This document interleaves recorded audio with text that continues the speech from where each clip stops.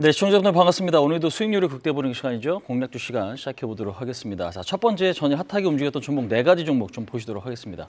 자, 첫 번째 종목인데요. 이마트입니다. 어제 이마트가 굉장히 좀 급등을 했는데 최근에 이마트의 호재가 굉장히 조금 많은 것 같습니다. 대형마트의 의무 휴업 폐지가 좀 진행이 됐다라는 부분도 호재고요. 그다음에 지금 스타필드가 수원점이 오픈이 됐고 이 부분도 상당히 좀 어떤 기대감을 좀 불러일으키고 있다. 그다음에 지금 저 PBR 주식에 대한 어떤 매수가 지금 유입되고 있는데 1월 17일 날 금융위 업무 추진 계획에서 이런 이야기가 나왔습니다. 기업별 유업 프로그램이 진행될 수 있다. 이제 이런 부분들 때문에 우리나라도 일본처럼 PBR이 낮은 어떤 종목들에 대한 어떤 재평가, 이제 이런 부분으로 결국에는 뭐 현금 능력이 굉장히 좀 많이 있는 기업이나 아니면 PBR이 낮은 기업들 있죠. 자, 이런 쪽에서 지금 수급이 좀 붙고 있고 어제 같은 경우 상당히 그런 부분들이 확대되면서 움직임이 좀 나타나는데요.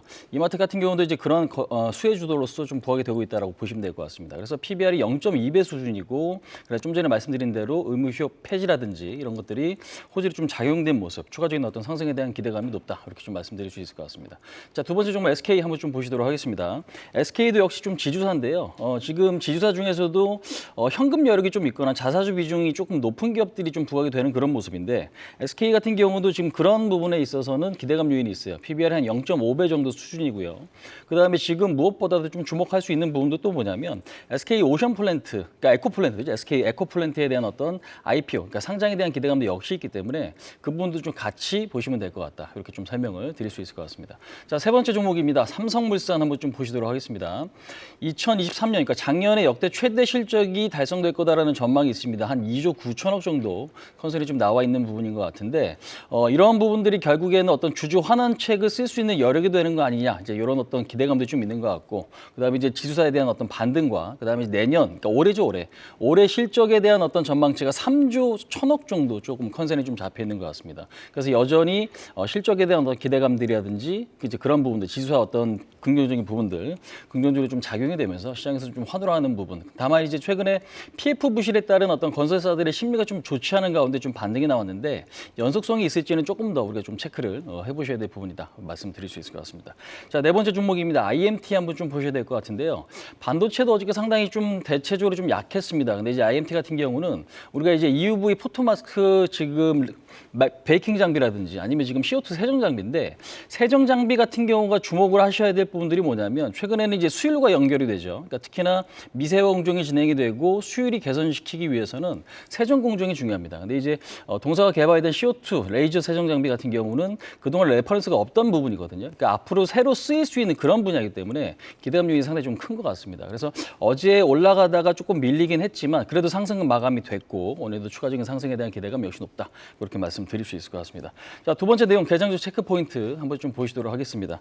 오늘 금호타이어와 대우건설의 실적 발표가 예정이 되어 있습니다. 근데 이제 금호타이어 같은 경우는 3,600억 정도가 작년 실적 컨센인 것 같은데요. 일단 박스권 상단에 좀 놓여 있기 때문에 상단 돌파 가능성도 좀 높지 않나, 이렇게 좀 말씀을 드릴 수 있을 것 같고요. 대우건설 같은 경우도 기대감은 있지만 최근에 건설 업종 중에서도 좀 부진한 모습이고, 자, 그다음에 이제 두 번째 내용입니다. 솔루스 첨단 소재 무중 물량이 3,510만 주 정도 좀 출하될 예정입니다. 2차 전지 관련주들의 흐름이 상당히 좀 부진했던 가운데 동사가 그동안 이제 무중 때문에 좀 올랐다가 최근에 다시 좀 약화되는 모습인데요. 단기적으로 매물 부담이 좀 있을 수 있겠다, 말씀드릴 수 있을 것 같습니다. 자, 세 번째 내용입니다. 오브젠인데요. 오브젠의 보호 예수가 해제가 되는데 2대 주주가 네이버 클라우드가 2대 주주예요. 그래서 AI 마케팅 관련주로 움직였던 종목이지만 최근에는 상당히 주가는 횡보하면서 부진하다, 이렇게 좀 말씀을 드릴 수 있을 것 같습니다. 자, 세 번째로 공략주 시간입니다. 관심 업종 한번 좀 보시도록 하겠습니다. 자, 첫 번째로 반도체. 오늘 지금 뉴욕 증시 보시면은 뭐 AI와 연관된 종목, 업종, 그다음에 반도체, 그다음에 전기차 관련된 업종들의 흐름이 상당히 좀 좋았기 때문에 우리나라 업종에서도 그런 부분에 대한 기대감이 좀 높은 것 같아요. 그래서 반도체는 역시나 우리나라 어떤 주도주 섹터이기 때문에 여전히 좀 관심 있게 좀 보셔야 될 것 같고요. 소비재를 제가 오늘 좀 소개를 좀 시켜드릴까 하는데요. 소비재 같은 경우에는 오늘도 이제 금리 인하가 좀 진행이 됐고, 그다음에 지금 서서히 움직여주는 종목들이 상당히 좀 많은 것 같습니다. 여기 안에서도 알짜 종목들을 우리가 좀 관심 있게 보셔야 될 것 같은데, 제가 오늘 소개시켜드릴 종목은 동인기현 좀 말씀을 드려보도록 하겠습니다. 동인기현 같은 경우는 우리가 지금 아웃도어, 특히나 이제 가방 쪽에 있어서는 OEM, ODM 업체인데요. 실적이 상당히 좀 좋습니다. 그러니까 우리가 이제 브랜드를 이름만 대면 알만한 브랜드를 ODM, OEM 사업을 하고 있거든요. 지금 보시면 마크테릭스라든지 코토팍시, 블랙다이아몬드라든지 지금 이런 쪽에 대한 어떤 ODM, OEM 사업을 하고 있다는 거고, 수출 매출 비중이 100%에 육박을 합니다. 그래서 대부분 수출 물량이다라고 좀 보시면 될 것 같고, 나왔고요.